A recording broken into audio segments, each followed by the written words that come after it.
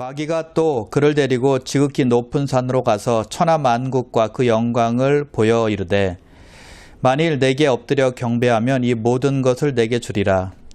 이에 예수께서 말씀하시되 사탄아 물러가라 기록되었으되 주 너희 하나님께 경배하고 다만 그를 섬기라 하였느니라. 이에 마귀는 예수를 떠나고 천사들이 나와서 수종드니라. 아멘.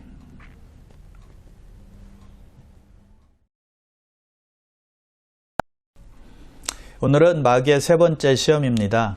마귀가 예수님을 높은 산으로 데리고 올라가서 모든 천하 만국과 모든 세상 영광을 보여줍니다. 그리고는 이렇게 말하죠. 내게 엎드려 경배하면 이 모든 것을 내게 주리라. 마귀에게 경배하면 천하 만국과 세상 모든 영광을 예수님께 준다라고 말하고 있습니다. 여러분, 천하 만물은 누구의 것입니까? 천지 만물 주신 하나님의 것이죠. 그런데 요한복음 12장 31절에 보니까 예수님께서 마귀를 세상 임금이다라고 말씀하고 있습니다. 그리고 에베소서에서는 공중권세 잡은 자, 그리고 어둠의 세상 주관자들 이렇게 또 말씀하고 있습니다. 그리고 고린도 후서 4장에 보면 이 세상의 신이다라고 또 말하고 있습니다. 그래서 마귀가 자기에게 경배하며 천하 만국과 영광을 준다라고 말하는 것입니다. 그래서 이 세상 임금인 자기에게, 이 세상 신인 자기에게 절하라고 말하고 있는 것입니다. 자, 여러분, 왜 성경은 마귀를 세상 임금이라고 말하고 있을까요? 하나님은 아담을 인류의 조상으로 창조하셨습니다. 즉 세상을 관리하는 청지기로 세운 것입니다. 그러나 아담은 사탄의 유혹에 속아서 죄를 지음으로 말미암아 그 권한을 사탄에게 넘긴 거예요. 물론 세상 만물은 궁극적으로 당연히 하나님께 속해 있습니다. 그러나 하나님은 어떤 목적을 위해서 사탄에게 허락하신 것입니다. 그래서 여러분 세상 보세요. 엉망이잖아요. 타락 그 자체지 않습니까? 세상 임금이 마귀이기 때문이에요. 그래서 그 마귀를 멸하기 위해서 예수님께서 이 땅에 오셨다라고 히브리서 2장은 말씀하고 있는 것입니다. 그래서 마귀가 예수님께 세상 부귀영화를 소유하고 싶으면 자기에게 절하라라고 말한 것입니다. 여러분, 마귀가 사람들에게 항상 달콤하게 전한 메시지가 있습니다. 미래는 없다라는 것입니다. 죽음 이후에 세계는 없다라고 말합니다.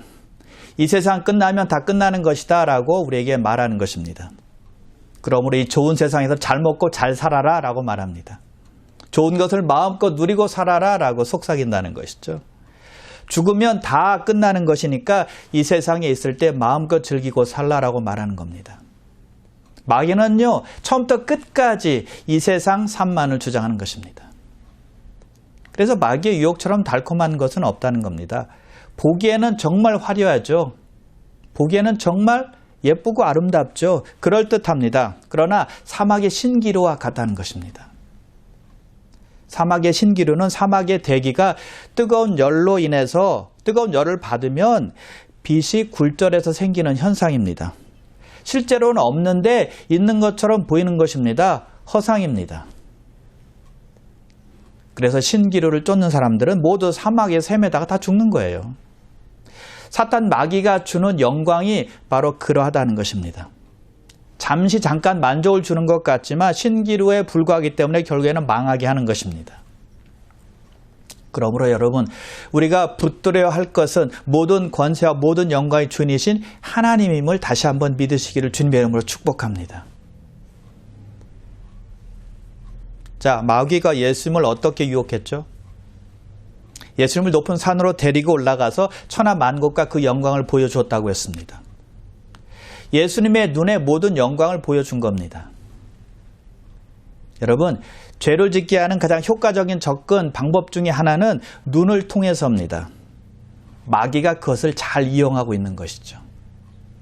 성경 인물들을 통해서 보면 잘 알 수 있는데요. 유명한 인물들이 죄를 짓게 된 공통점이 있는데 그것은 눈을 통해서였습니다. 눈으로 보았을 때라는 것이죠. 하와는 먹음직하고 보암직하고 지혜롭게 할 만큼 탐스러운 선악과를 보았을 때 죄를 지었습니다. 아간은 이스라엘이 승리했을 때 적군들이 가지고 있던 노략물을 보고 죄를 짓게 되었습니다. 다윗은 밧세바가 목욕하는 것을 보았을 때 죄를 짓게 되었습니다. 전부 다 눈을 통해서였다는 것입니다. 죄의 시작이 보는 것에서 시작된다는 것을 잘 알 수가 있습니다.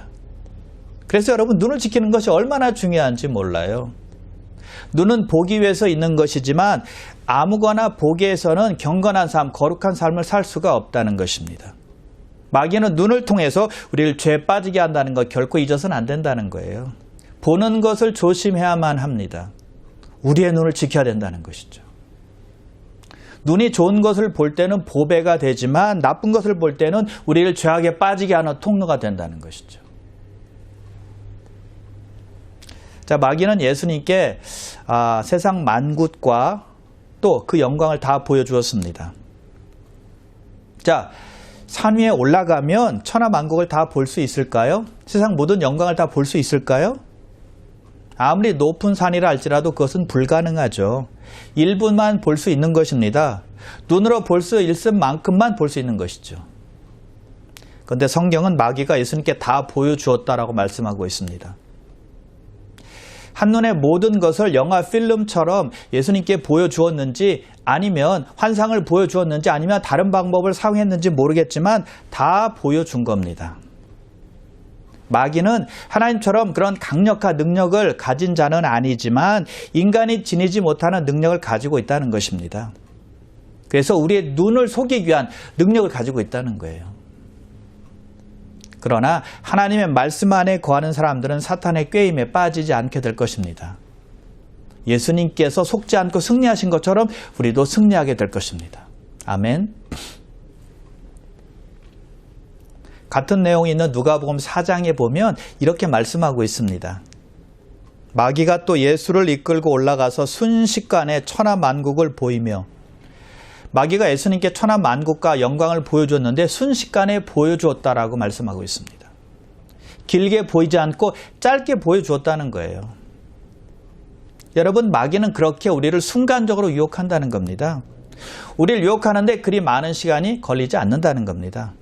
마귀가 아담이나 아간이나 다윗을 유혹하는데 그리 많은 시간이 걸리지 않았다는 겁니다. 잠깐이면 충분했다는 거예요. 우리가 그렇게 순간적으로 마귀에게 넘어갈 수 있다는 것을 우리에게 보여주고 있는 것입니다. 마귀는 우리 약점을 너무나도 잘 알고 있고 그것을 공격하기 때문이에요. 순간을 놓치지 않는 것입니다. 그래서 우리는 깨어 기도하고 예수님을 붙들어야만 한다는 것이죠. 사탄은 천하 만국과 세상 영광을 보여주고는 그에게 경배하며 모든 것을 다 주겠다라고 말하고 있습니다. 사탄은 예수님께 모든 천하 만국과 영광과 통치와 권세를 약속한 겁니다. 여러분, 이것보다 더 큰 유혹이 있을까요? 앞에 두 가지 유혹한 것보다 훨씬 더 강력한 것이었습니다. 사탄의 가장 아주 매력적인 미끼였고요. 큰 유혹이었다는 것이죠. 자, 그런데 보세요. 사탄은 작은 것이 아니라 아주 큰 것을 가지고 예수님을 유혹했다는 것입니다. 온 세상 영광을 가지고 예수님을 유혹한 것입니다. 예수님이 어떤 분인지 알았기 때문에 작은 것 가지고는 안 된다라는 생각을 했던 것이죠. 여러분, 유혹의 크기를 알게 되면 유혹받는 사람의 믿음이 어느 정도인지 알 수가 있습니다. 사탄은 사람의 영적인 크기에 맞춰서 시험하고 유혹하기 때문입니다. 그래서 사탄은 절대 시간 낭비하지 않습니다. 이렇게 보고 안 되면 저렇게 해야지가 아니라 사람의 믿음의 상태를 보고 정확하게 단번에 유혹하는 거예요. 정확하게 사람을 알아보고 확실한 무기를 가지고 공격한다는 것이죠.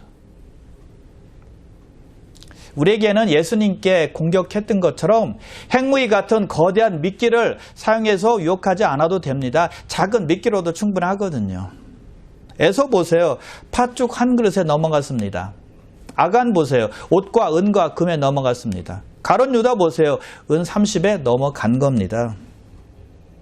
여러분, 사탄이 여러분을 어떤 미끼를 사용해서 유혹할 것 같습니까?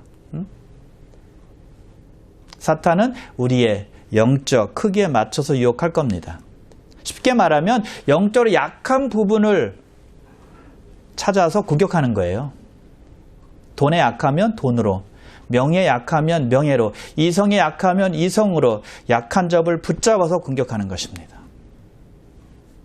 그러나 사탄은 예수님을 하나님의 아들의 크기로 공격했지만 실패했습니다. 여러분 어떤 부분이 약합니까? 마귀는 여러분의 어떤 부분을 미끼 삼아 유혹할까요? 시편 127편에 보면 하나님이 성을 지키지 않으면 파수꾼의 경성함이 허사로다라고 말씀하고 있습니다. 하나님께서 우리를 지켜주지 아니하시면 유혹과 시험에서 당할 수밖에 없다는 것입니다. 그럼 여러분 말씀을 굳게 붙잡으시고 믿음의 강한 군사가 되게 해달라고 하나님께 기도하고 하나님 의지하고 하나님께 맡기시기를 주님의 이름으로 축원합니다. 자, 마귀가 이렇게 말합니다. 9절을 다시 보면요. 만일 내게 엎드려 경배하면 이 모든 것을 내게 주리라. 예수님께서 마귀에게 경배하면 모든 영광을 준다라고 말하고 있습니다. 마귀에게 절하자마자 천하 만국과 영광을 준다는 거예요. 여러분, 마귀의 특징이 무엇인지 아십니까? 빠른 것입니다. 금방 해결하는 겁니다. 시간 걸리지 않습니다. 마귀는 빠른 거래를 한다는 것입니다. 우리가 속고 사는 것 중에 하나가 바로 쉽게 하는 것이고 빨리 하는 것입니다. 우리는 역사상 가장 풍요로운 시대에 살고 있습니다. 어느 때보다도 간편하고 편리한 세상에 살고 있습니다. 우리가 원하는 정보는요, 인터넷 열어서 서치만 하면 금방 찾아낼 수 있습니다. 몇 분 안에 다 알 수 있어요. 또 원하는 음식은 인터넷으로 주문하면 며칠 안에 받을 수 있습니다. 아니, 원하는 물건은요. 그리고 원하는 음식이 있다. 그러면 전화기 열어서 앱으로 들어가서 주문하면 금방 배달해 옵니다. 그로서리도 마찬가지고요. 다른 모든 물건들도 마찬가지입니다. 너무나 쉽고 너무나 편리한 세상에 살고 있다는 것입니다. 그런데 우리가 이런 세상에 살면서 꼭 기억해야 할 것이 있습니다. 너무 간편함과 편리함에 빠져 살게 된다는 것입니다. 너무 간편함과 편리함만 찾게 된다는 것입니다. 즉, 편의주의에 빠지기 쉽다는 것입니다. 여러분, 우리 현대인들은 편의주의의 노예가 되고 있다는 것 아십니까? 그래서 이것이 하나님을 섬기는 크리스찬들에게 큰 적이 될 수 있다는 거 우리는 꼭 기억을 해야 됩니다. 영적인 일들까지 편의주의적으로 생각하기 때문입니다. 예배, 기도, 성경 공부, 또 봉사하는 것, 이런 신앙생활에서 쉽게 편하게 하려고 한다는 것입니다. 예배가 길어지면 불평합니다. 그래서 어떤 교회들은요, 예배를 짧게 합니다. 사람들은 설교가 듣기 좋은 설교, 편한 설교, 재밌는 설교, 웃기는 설교를 선호합니다. 듣기 편하면 좋은 겁니다. 그래서 교회가 성경적으로 선포하지 않습니다. 성경적으로 가르치는 것이 약해지고 있다는 것이죠. 예배 시간도 짧아지고 기도 시간도 짧아지고 봉사 시간도 짧아지고 또 성경 공부가 없는 교회도 많이 있습니다. 교회의 힘든 일을 잘 맡아서 하지 않으려고 하죠. 편한 것을 찾는 것이고 쉬운 길을 찾기 때문입니다. 교회도 세상의 가치관을 따라가는 것이고 세상과 점점 타협하는 것입니다. 그런데 여러분, 반대로 의의 특징은 무엇일까요? 빠르지 않다는 것입니다. 조급하지 않다는 거예요. 시간이 오래 걸린다는 것입니다. 짧은 길이 아니라 긴 길입니다. 넓은 길이 아니라 좁은 길이에요. 그래서 성경은 의의 보상을 받는데 시간이 걸리기 때문에 인내하라, 오래 참으라라고 반복해서 우리에게 말씀하고 있습니다. 히브리서 10장 36절입니다. 너에게 인내가 필요함은 너희가 하나님의 뜻을 행한 후에 약속하신 것을 받기 위함이라.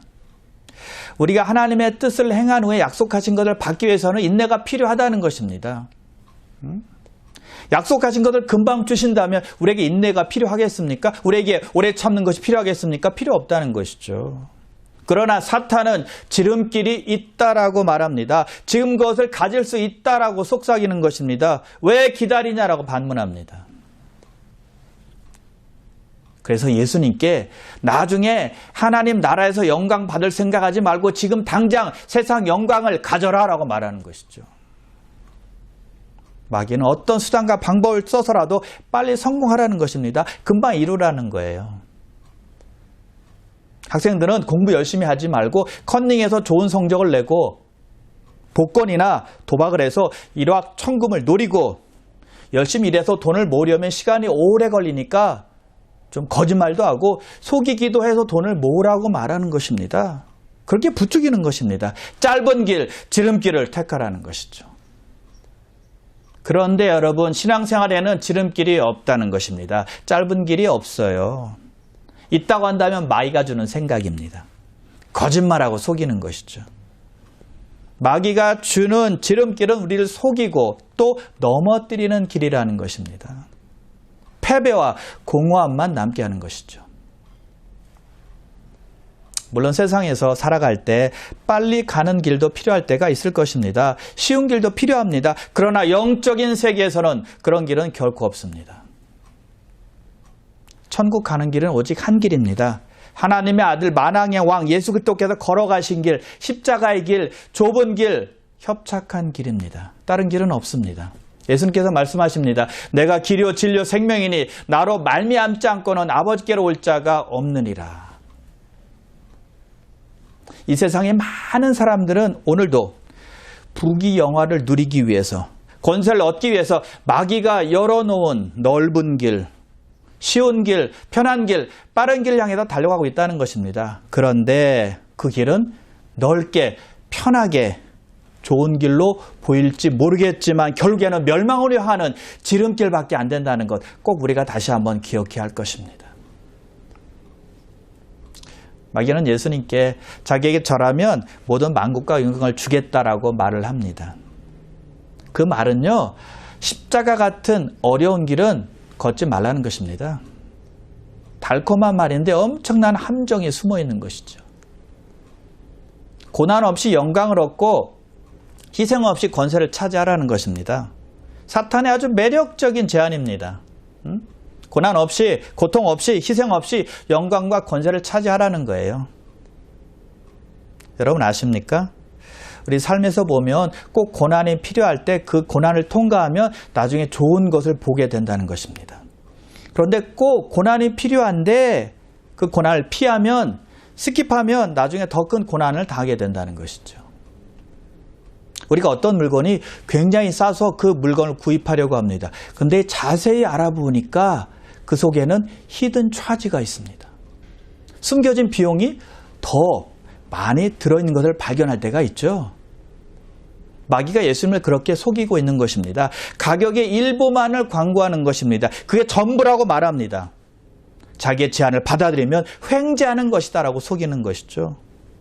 그래서 예수님께서 마귀에게 굴복하면 어떻게 될까요? 하나님의 모든 계획과 뜻은 다 수포로 돌아가는 것이죠. 예수님은 패배자가 되는 것입니다. 그러나 우리 예수님은 단호하게 노 하시고 십자가의 길을 선택하신 것입니다. 할렐루야. 마귀가 우리에게도 그렇게 유혹하고 있다는 사실입니다. 힘들게 돌아가지 마. 지름길을 택하면 되는 거야. 편한 길을 가라고 말합니다. 쉽게 살라는 것입니다. 의의 길이 아니라 현실과 타협해서 살라는 것이죠. 마귀에게 굴복하라는 것입니다. 마귀에게 절하라는 것이죠.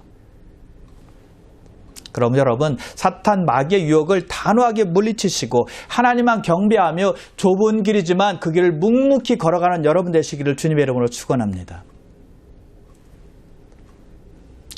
그러자 사탄의 말에 예수님께서 이렇게 말씀하십니다. 10절인데요. 사탄아 물러가라 기록되었을 때 주 너희 하나님께 경배하고 다만 그를 섬기라 하였느니라. 예수님은 한마디로 대답하십니다. 사탄아 물러가라. 사탄과 어떤 말도 섞지 않으셨다는 것입니다. 여러분, 우리에게 유혹이 찾아올 때 우리가 해야 될 것도 이것입니다. 나의 생각을 섞지 않는 것입니다. 세상 생각을 섞지 않는 것입니다. 한마디로 딱 잘라 거절하는 것이죠. 발락이 발람에게 이스라엘을 저주해달라고 사신을 보내서 청했을 때 발람은 단번에 거절했어야만 했습니다. 그러나 발람은 단호하게 거절하지 않았습니다. 타협하게 되죠.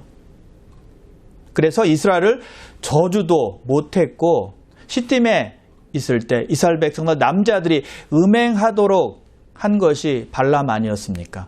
그리고 발람 자신은 나중에 비참하게 죽고 말죠. 여러분, 주인이 돼지에게 맛있는 음식을 제공하는 것은 다른 뜻이 아닙니다. 그 돼지를 잡아먹기 위함입니다. 마찬가지로 사탄이 우리를 달콤하게 유혹하지만 그 이유는 우리를 넘어뜨리기 위함이라는 사실이죠. 그것을 결코 잊으면 안 된다는 것입니다. 그래서 거룩하지 못한 생각이 찾아올 때는 사탄아 물러가라 라고 선포하는 것이 필요한 것입니다. 고민할 필요 없습니다. 생각할 필요 없다는 것입니다. 상대하면 안 되는 겁니다. 생각하고 자시고 할 것이 없는 거예요. 그냥 결단하고 물리치는 것입니다. 야고보서 4장 7절인데요. 마귀를 대적하라. 그리하면 너희를 피하리라. 마귀는 대적할 대상이라는 것입니다. 물리칠 대상이라는 것입니다. 함께할 대상이 아니라는 겁니다. 관계를 맺을 대상이 아니라는 것이죠. 그래서 마귀의 생각이 올 때는 단호하게 사탄아 물러가라 라고 선포하고 외치는 여러분 다 되시길 바랍니다. 그리고 예수님은 이번에도 말씀을 인용해서 마귀를 물리치시죠. 주 너희 하나님께 경배하고 다만 섬기라 라고 말씀하십니다. 마귀는 예수님께 자신을 경배하라고 했지만 예수님은 신명기 6장 13절을 인용해서 마귀에게 하나님을 경배하고 섬기라고 말씀하십니다. 경배하고 섬기는 것, 이것이 우리가 해야 될 일이라는 것입니다. 우리는 예배드리고 섬겨야 하는 것입니다. 여러분, 예배드리지 않고 봉사만 하면 안 됩니다. 반드시 예배드리고 섬겨야 합니다. 예배로 받은 은혜를 가지고 섬기고 봉사하는 거예요. 예배드리지 않고 봉사만 하는 사람은 자기 뜻대로 자기 생각대로 하는 사람일 것입니다. 그러면 오래 할 수 없습니다. 기쁨과 감사가 없어요. 하나님과 관계없이 어떻게 사람을 섬길 수 있겠습니까? 하나님과 관계없이 어떻게 교회 일을 할 수 있겠습니까? 예배를 드리지 않는 사람은 하나님과 상관없이 교회를 하겠다라고 생각하는 사람이에요. 자기가 원하는 대로 섬기고 자기의 뜻대로 하겠다는 생각이죠. 그런 사람의 봉사와 섬김을 하나님께서 받으실 수 있겠습니까? 교회에서 봉사할 사람이 아무리 부족하다 할지라도 봉사 일만 하게 해서는 안 된다는 것입니다. 그러면 하나님을 경배하는 마음 없이 봉사하는 동기의식 없이 일만 하는 사람이 될 것입니다. 그러면 다른 성도에게 쉽게 상처 줄 수 있습니다. 다른 성도가 시험 들게 만들 수 있다는 거예요. 그러므로 먼저 예배 드릴 수 있도록 권면해야만 합니다. 예배 자리로 인도해야 된다는 것이죠. 하나님과의 관계가 바로 세워질 때 감사와 기쁨으로 섬길 수 있기 때문입니다. 그리고 예배를 드리는 사람은 또한 섬기는 사람이 되어야만 합니다. 어떤 분들은 예배는 잘 드리시는데 봉사하는 것은 기피하는 분들이 있어요. 아예 봉사는 생각지도 않는 분들이 있다는 것입니다. 봉사는 하는 분들이나 하는 거야 이렇게 생각합니다. 그렇지 않습니다. 그런 분들은요, 온전히 예배드리는 예배자들은 아닐 것입니다. 하나님과의 관계가 바로 된 사람들은 그리스도의 몸을 이루는 지체들을 세우기 위해서 헌신하고 봉사하는 사람들이기 때문입니다. 그래서 에베소서 4장 12절에 보면 성도는 봉사일을 하고 그리스도의 몸을 세우는 사람들이다라고 말씀하고 있는 것입니다. 그래서 예배와 섬김은 함께 가는 겁니다. 함께. 자, 예수님은 마귀에게 주 너희 하나님께 경배하고 다만 그를 섬기라 라고 명령하십니다. 이 말은요, 두 주인을 섬기지 말라는 말입니다. 하나님 한 분께만 경배하고 그분만을 섬기라는 거예요. 근데 마귀는 뭐라고 말하는지 아십니까? 두 대상을 섬겨라 라고 말합니다. 하나님과 마귀를 섬겨라, 또 하나님과 세상을 섬기라 라고 말하는 것이죠. 왜 그것이 나쁘냐고 말합니다. 근데 예수님께서 이렇게 말씀하십니다. 하나님과 재물을 겸하여 섬기지 못하느니라. 하나님과 세상을 동시에 섬길 수 없기 때문입니다. 세상을 사랑하면 하나님을 사랑할 수 없기 때문이죠. 그래서 예수님께서는 하나님만 경배하고 하나님만 섬기라 라고 말씀하고 있는 것이죠. 자, 예수님의 말씀에 마귀가 어떻게 합니까? 마지막 절 11절이죠. 이에 마귀는 예수를 떠나고 천사들이 나와서 수종드니라. 예수님이 승리하셨습니다. 할렐루야. 승리는 항상 예수님의 것입니다. 아멘. 마귀가 예수님께 3가지 시험을 했지만 실패하고 떠난 것입니다.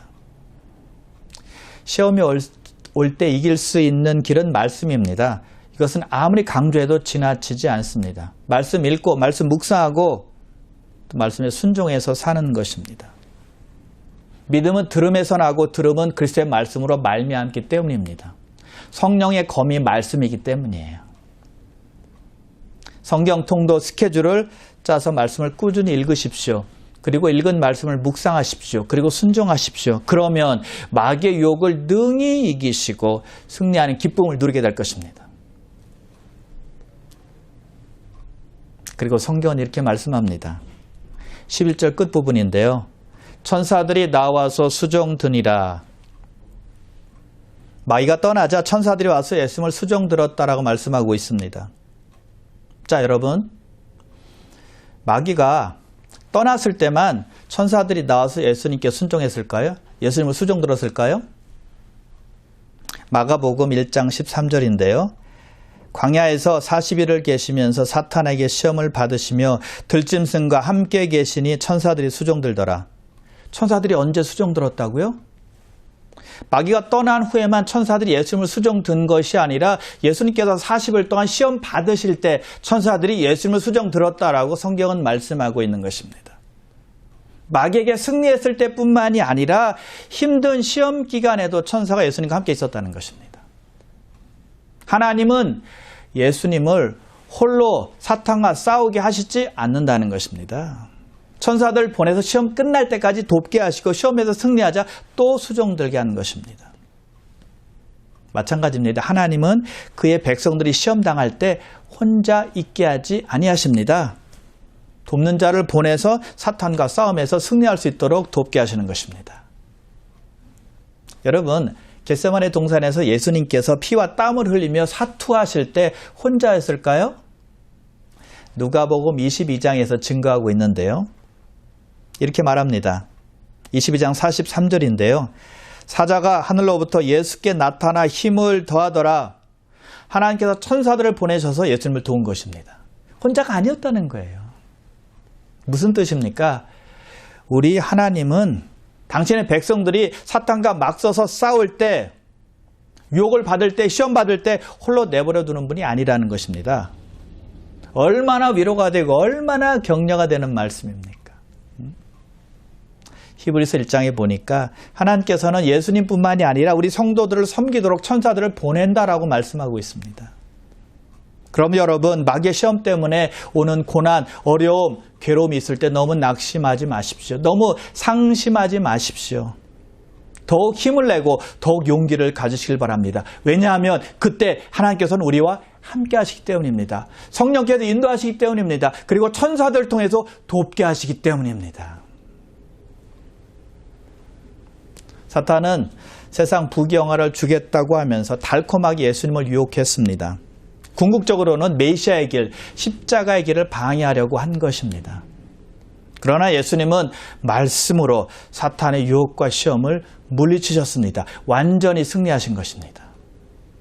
그래서 여러분, 예수님께서 받으셨던 시험은 우리도 받는 시험이라는 것을 우리는 꼭 기억해야만 합니다. 우리가 받는 유혹들이라는 거예요. 그러나 확실한 것이 있습니다. 하나님은 우리에게 감당할 시험만을 허락하신다는 것입니다. 우리가 시험 당할 때 하나님의 보호하심과 인도하심과 도우심으로 우리로 하여금 능히 이길 수 있도록 돕는다는 것입니다. 예수님께서 마귀의 시험에서 승리하셨기 때문에 우리도 승리할 수 있다는 것입니다. 예수님께서 우리가 당하는 시험을 미리 당하셨기 때문에 우리의 약함을 아시고 우리를 도우실 수 있다는 겁니다. 히브리서 2장 18절입니다. 그가 시험을 받아 고난을 당하였은즉 시험받는 자들을 능히 도우실 수 있느니라. 우리가 시험 받을 때 왜 어떻게 시험을 받는지, 어떠한 고난을 받는지 우리의 약함을 아시고 우리를 도우신다는 것입니다. 왜요? 예수님은 이미 우리가 받고 있는 시험을 받으셨기 때문입니다. 경험하셨기 때문에 우리를 도우실 수가 있다는 것이죠. 할렐루야. 그러므로 사랑하는 귀한 성도 여러분, 그 약속을 꼭 믿으셔서 사탄 마귀가 우리에게 시험과 유혹을 가지고 올 때 예수님께서 말씀으로 승리하신 것처럼 우리도 예수님 의지해서 말씀으로 승리하시고 세상을 경배하는 것이 아니라 하나님을 경배하고 섬기심으로 말미암아 좁은 길이지만 그 길을 묵묵히 걸어가시는 여러분 되시기를 주님의 이름으로 축원합니다. 기도하겠습니다.